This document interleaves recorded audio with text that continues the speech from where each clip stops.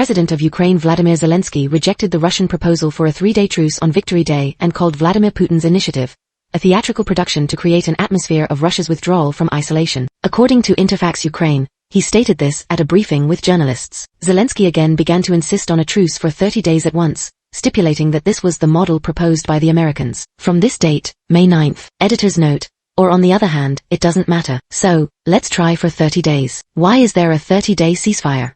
Because it is impossible to agree on anything in 3, 5, 7 days, Zelensky said. At the same briefing, the Ukrainian leader said that Kiev does not guarantee the safety of world leaders who will come to Moscow for the Victory Day parade. From the point of view of security, we do not recommend you to visit the Russian Federation. And if you do, don't ask us. This is your personal decision, Zelensky said, addressing the politicians. The president of Ukraine believes that these days Russia can independently commit arson, bombings, and so on, and then blame us for this. Our position is very simple to all countries that traveled or are traveling on May 9th.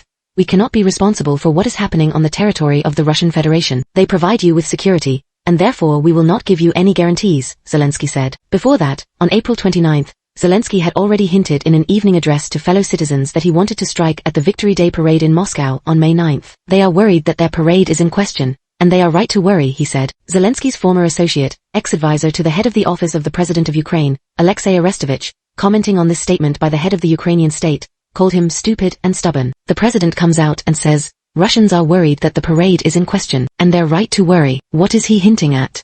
Something that will hit. It postpones the war for you for another 6 months. When a person is dumb, it's sad. When you're stubborn, it's sad. But when you're dumb and stubborn at the same time, it's just. 3 days after that, Zelensky imposed sanctions against Arestovich by his decree. The reaction in Russia. Zelensky's statements were not ignored in Russia. And who is looking for his guarantees? Just a verbal provocation. Nothing more. Dmitry Medvedev, deputy chairman of the Russian Security Council, wrote on Telegram. According to him, in the case of a real provocation on Victory Day, no one guarantees that May 10th will come in Kiev. LDPR leader Leonid Slutsky said that by rejecting the truce proposal, Zelensky showed all his terrorist and fascist essence. The chairman of the Federation Council Committee on International Affairs, diplomat Grigory Karasin, regarded Zelensky's refusal of a truce on Victory Day as a typical hooligan act of a petty hooligan who turned into a blackmailer and a terrorist. According to the official representative of the Russian Foreign Ministry, Maria Zakharova, the statements that Zelensky has just made are not accidental.